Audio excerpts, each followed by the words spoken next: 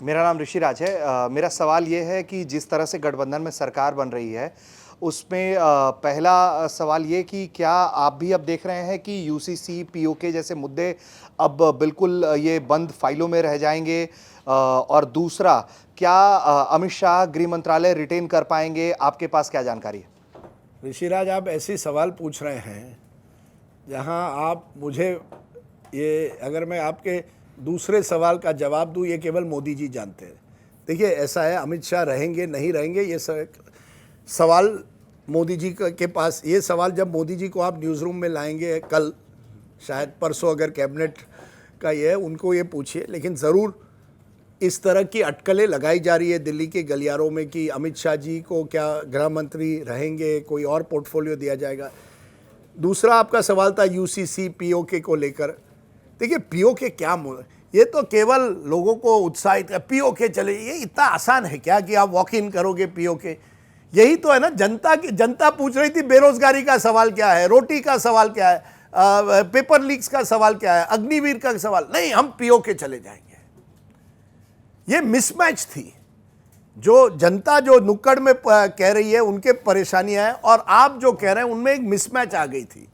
और ये अहंकार होता है, नहीं कुछ भी हो सकता है, हम तो कल पीओके चले जाएंगे, वो तो भारत का अटूट है। अरे ये सब बोलने के लिए ठीक है, लेकिन जनता के सवाल तो मुझे नहीं लगता अब ये थोड़ी, ये जो ब्रवाडो है जिसे मैं कहता हूँ, वो कम होगा। यूसीसी पर चर्चा होगी, लेकिन अब आप उसको केवल मुझे चाहिए इसलिए मैं करूंगा, जो मैं मन में आए वो नहीं होगा। क्या था, single nation single election, one nation one election, या यूसीसी। देखिए, सबको साथ लेकर अगर आप कंसेंसस बनाए तो जरूर कर सकते हैं, क्यों नहीं कर सकते, लेकिन कंसेंसस के जरिए करना पड़ेगा, डिबेट के जरिए करना पड़ेगा। जो पिछली लोकसभा में देखिए, फार्म लॉज लेकर, कुछ फार्म लॉज बहुत अच्छे थे, किसान कानून कई अच्छे थे, लेकिन जिस तरह से आपने उसको लोगों के पार्लियामेंट को बाईपास करके वॉइस वोट के जरिए करने की कोशिश की, अब वो आप नहीं कर पाएंगे। तो ये एक फर्क जरूर आएगा। लेकिन अगर आपको लगता है कि मोदी जी कोalition नहीं चला पाएंगे, तो ये आपकी गलती है।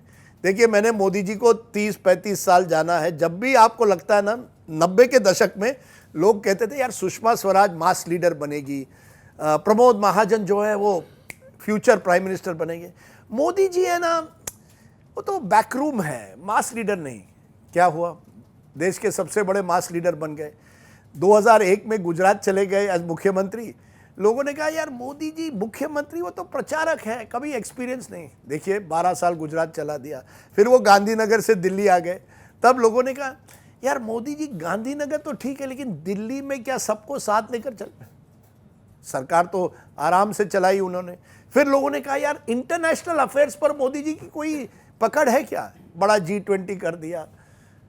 अब ये कहना कि मोदी जी कोalition नहीं चला पाएंगे वुड बी अ मिस्टेक। वो कोशिश ज़रूर करेंगे।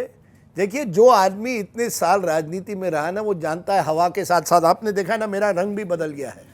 मैं उस दिन आया था भगवे में, अब मैंने मेरा कलर भी बदल दिया। हवा के साथ साथ घटा के संग संग वो साथी चल, मोदी जी उसी तरह से है। वो अपनी राजनीतिक शैली को बरकरार रखेंगे, लेकिन वो लोगों के साथ काम करने की शैली है उनमें।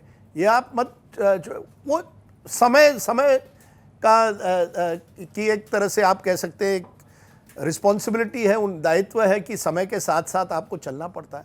पर ये जो विवादास्पद मुद्दे हैं, शायद उनको बैक बर्नर पर रखा जाएगा।